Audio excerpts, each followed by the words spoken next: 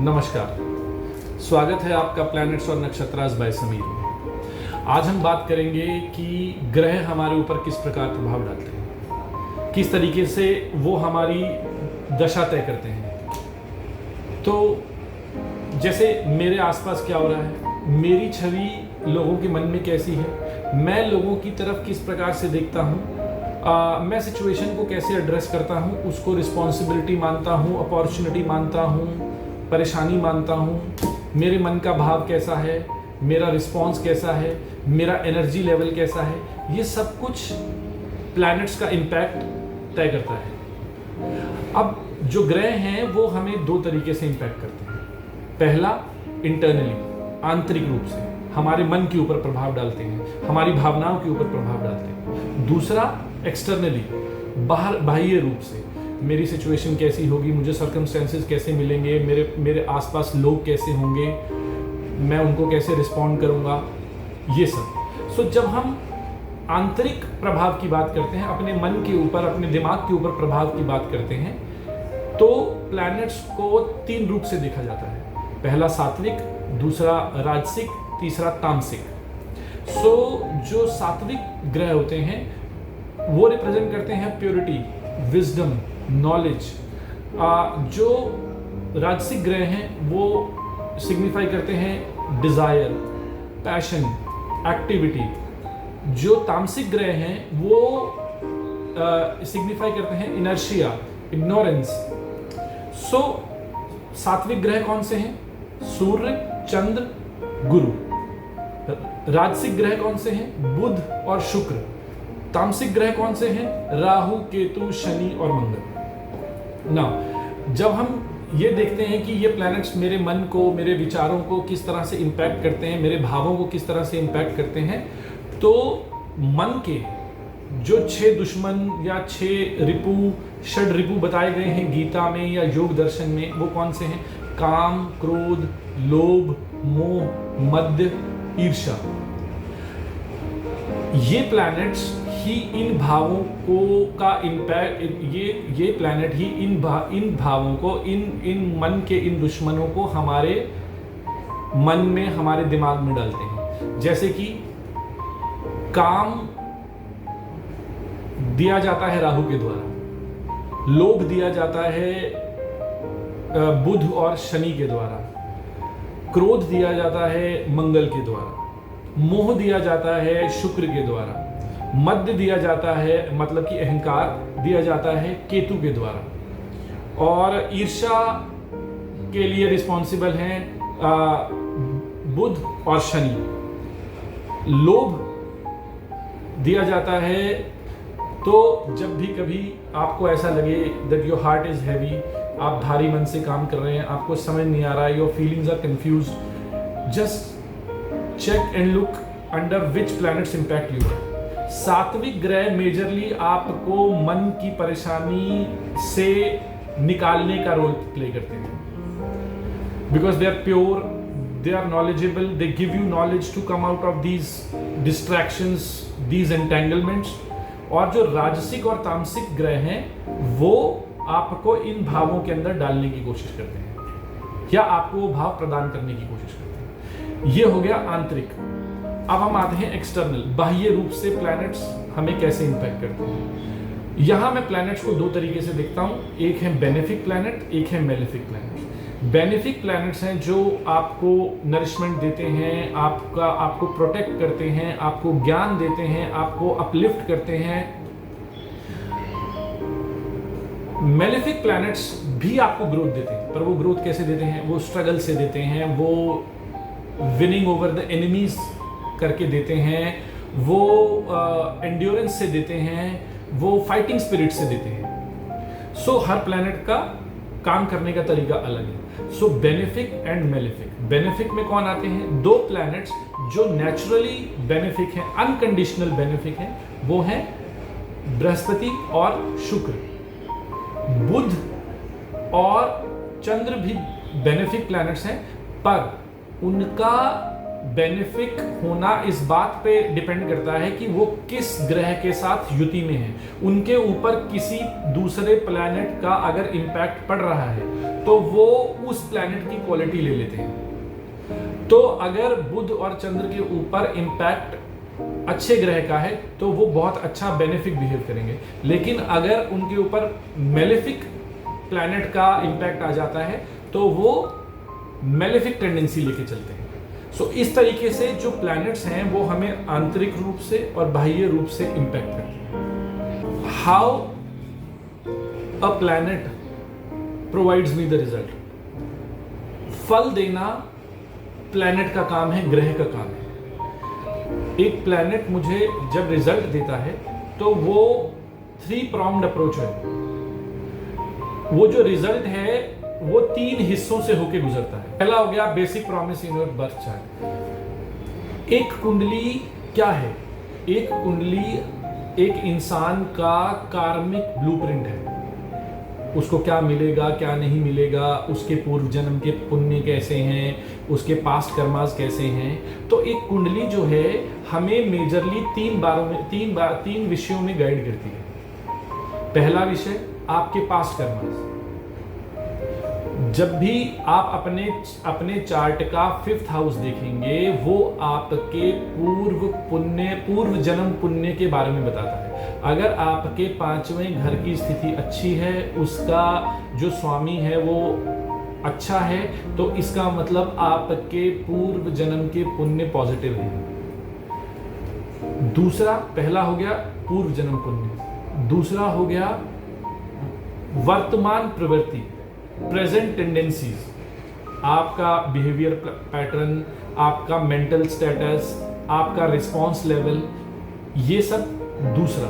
तीसरा, future possibilities. आप भविष्य में आपकी कुंडली क्या प्रॉमिस करती है, आप कैसा बिहेव करेंगे, आपको किस तरह की सिचुएशंस मिलेंगी, आपको ग्रोथ मिलेगी, आपका टाइम टफ है।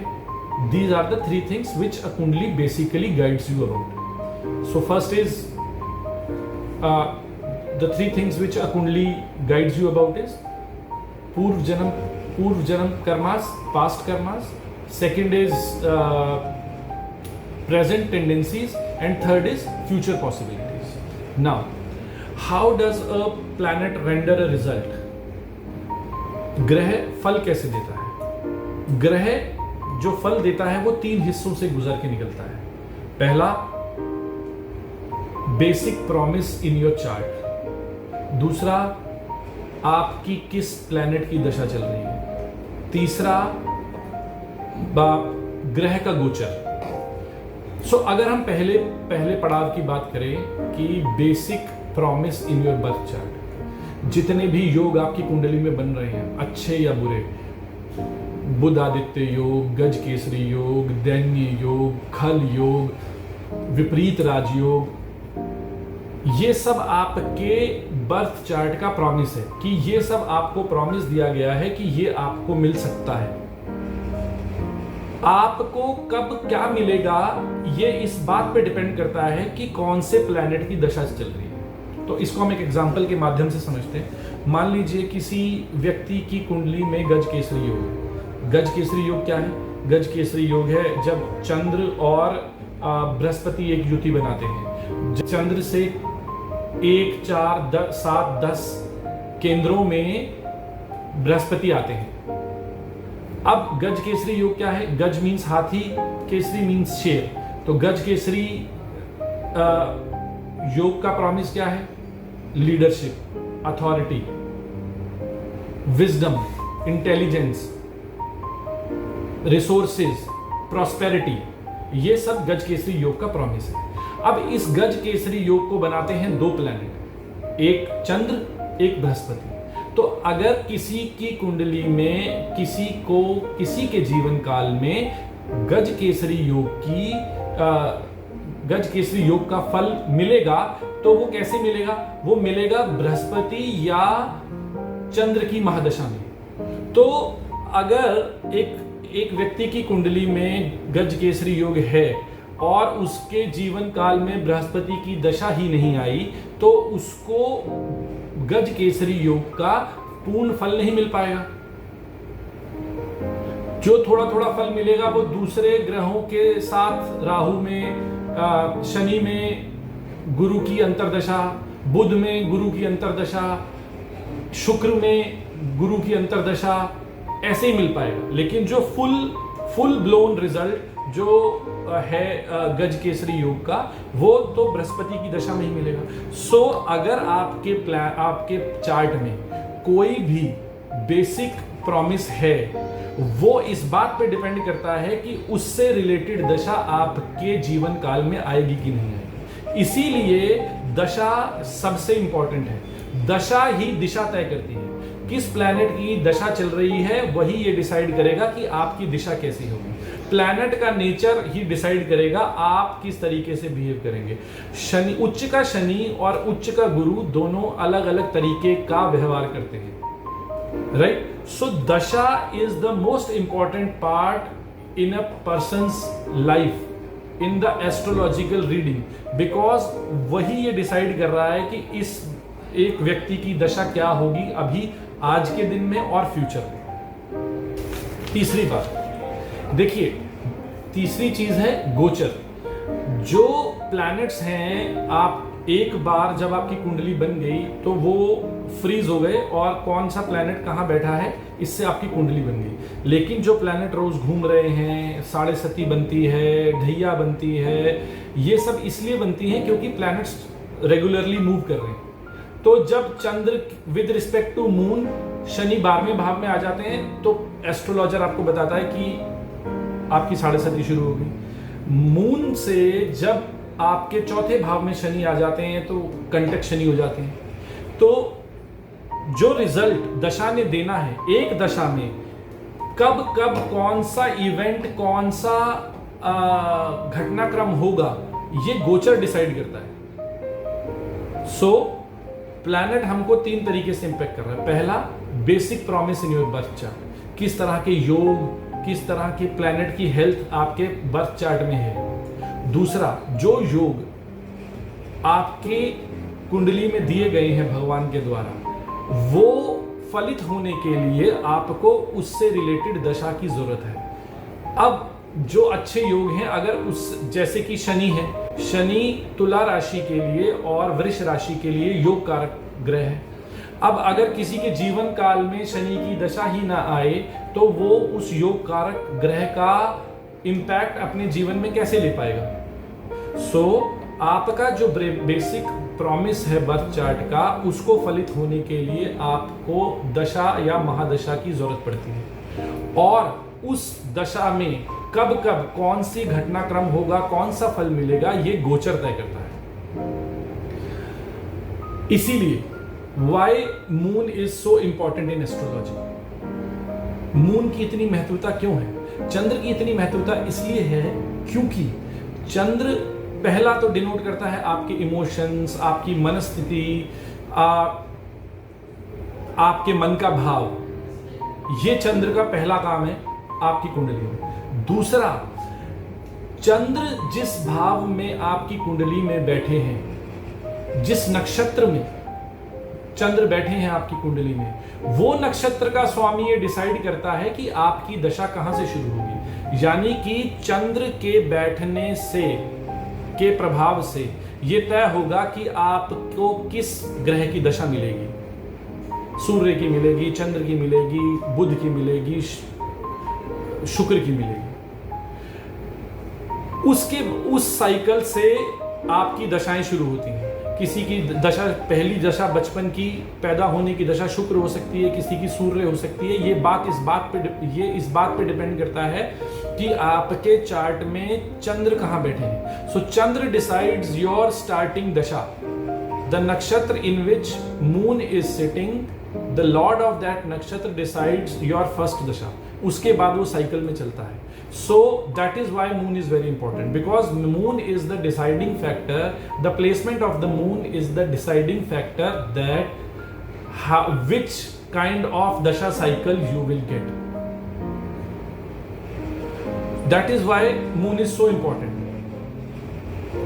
Third, हम गोचर को हमेशा मुख्यतः चंद्र से क्यों देखते हैं? क्योंकि जो प्लैनेट्स घूम रहे हैं आपके 12 भावों में, वो आपकी मनस्थिति के ऊपर प्रभाव डालते हैं। तो मनस्थिति आपकी रिप्रेजेंट करता है चंद्र। तो इसीलिए चंद्र जो है वो बहुत इंपॉर्टेंट प्लैनेट हो जाते हैं आपके फ्यूचर प्रेडिक्शन के लिए। So this is how planets impact you in your daily life routine. One is they impact your mind, they give you different kind of bhav in your man, काम, क्रोध, लोभ, मोह, ईर्षा. Second, they decide your external pattern also, when they are benefic, when they are malefic. Third, while delivering the result to you, three things matter. One is basic promise in your chart, second is Mahadasha running, and third is Gochar of the planets. And in this whole gamut of things, the most important thing is placement of moon, because it decides from where the Dasha cycle will start and which all planets Dasha you will get in your lifetime. So whenever you feel confused, whenever you feel a little different or confused, look back which planet is impacting you, which planet is running in Mahadasha, which planet is running in Dasha, and what kind of bhav it is providing to your man,